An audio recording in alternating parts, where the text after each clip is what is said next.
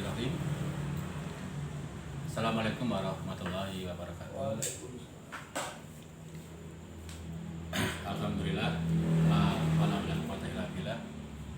Asyhadu an la ilaha illallah wa la syarikalah. Asyhadu anna Muhammadan abduhu wa rasuluhu wa la nabiyya ba'dah. Rabbi shrah li sadri wa yassir li amri wa hlul 'uqdatam min lisani yafqahu qawli. Bapak Ibu sekalian, insyaallah pada malam hari ini kita akan berbagi sharing saja tentang pengetahuan wawasan kita.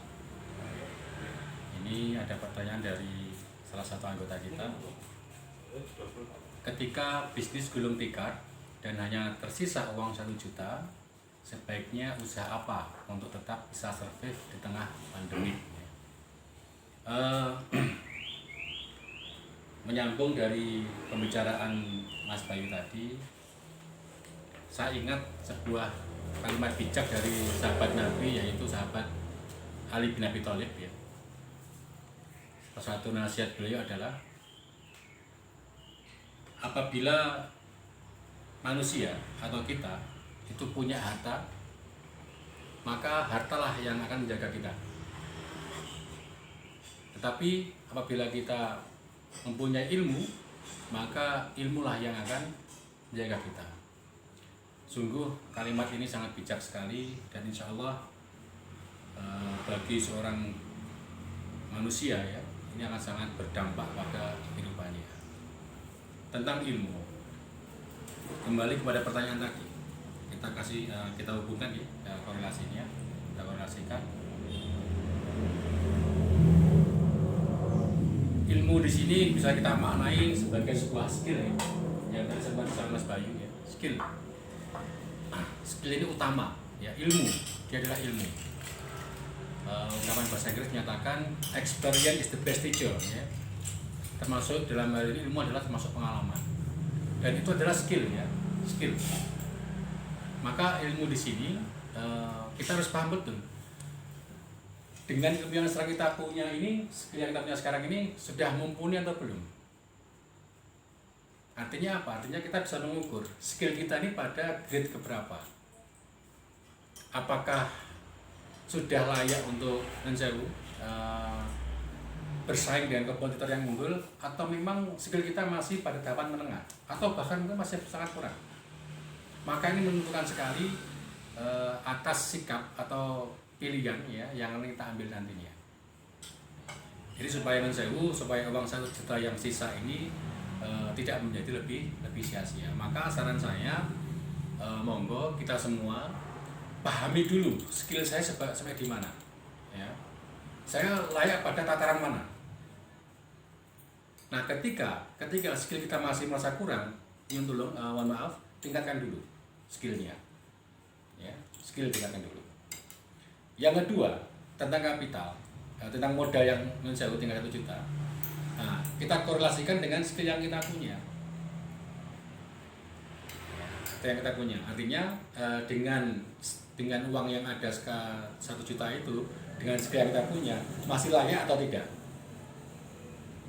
Kalau tidak layak, ya hal yang paling simpel adalah ketika kita yakin bahwa skill kita memang mumpuni, standarnya lumayan bagus, salah satu cara adalah kita punya relasi ya, yang tadi bisa disikapi dengan penanaman modal, kerjasama saya maksud.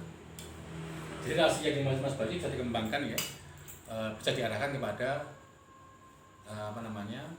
kerjasama ya, kerjasama modelan, yang mana saya yakin di antara saudara kita ada yang punya dana yang bisa dimanfaatkan ya. Di sana muncul yang namanya syirkah ya, musyarakah kerjasama. Nah, kemudian apakah sebaiknya berganti haluan atau tidak, tergantung keyakinan panjenengan dulu. Dengan skill yang kita punya sekarang ini, masih layak atau tidak? Nah, maka diperlukan yang namanya analisa. Idealnya ada marketing survey ya Pak Ibu ya. Ada marketing survey, dan itu bisa kita lakukan dengan melibatkan keluarga panjenengan atau teman-teman panjenengan. Jadi jangan terburu-buru apatis dengan uang 1 juta ya. Insya Allah di dunia ini tidak ada yang tidak mungkin ketika kita yakin bahwa Allah pasti membantu kita, menolong kita ya. Maka skill dan relasi itu sangat dibutuhkan sekali dalam kehidupan sekarang ini. Kemudian terkait dengan distribusi ya. Kembali ke relasi, pentingnya orang itu mempunyai rekanan ya, mitra. Karena apa? Ketika semakin banyak rekanan yang kita punya, maka insya Allah potensi jualan kita juga akan semakin besar. Kecuali kita hanya berdiam diri, kecuali kita tidak mau koneksi dengan relasi kita. Nah, maka yang harus kita lakukan sekarang adalah kita evaluasi dulu. Apakah saya dengan relasi sekarang yang ada ini aktif atau tidak? Atau malah cenderung non-sewu di beberapa tempat ada orang yang non-sewu apatis bahkan minder untuk melakukan sebuah gerakan. Dan dampaknya apa? Dampaknya pamut dan ketika harus apatis ujung-ujungnya apa? Maaf, mengeluh ya, hanya mengeluh. Dan ini sangat dihindari, bahkan Rasulullah SAW sangat menyarankan salah satu penyakit ya, penyakit manusia itu adalah penyakit mudahnya mengeluh ya.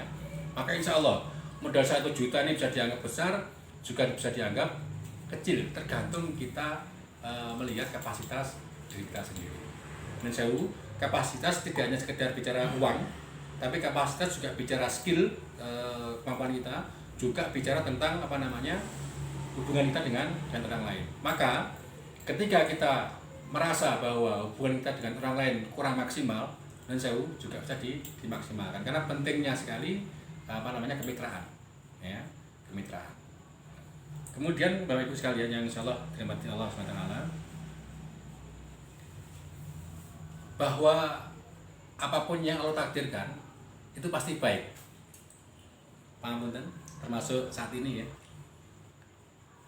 sempit, kita merasa kita tidak sendirian ya.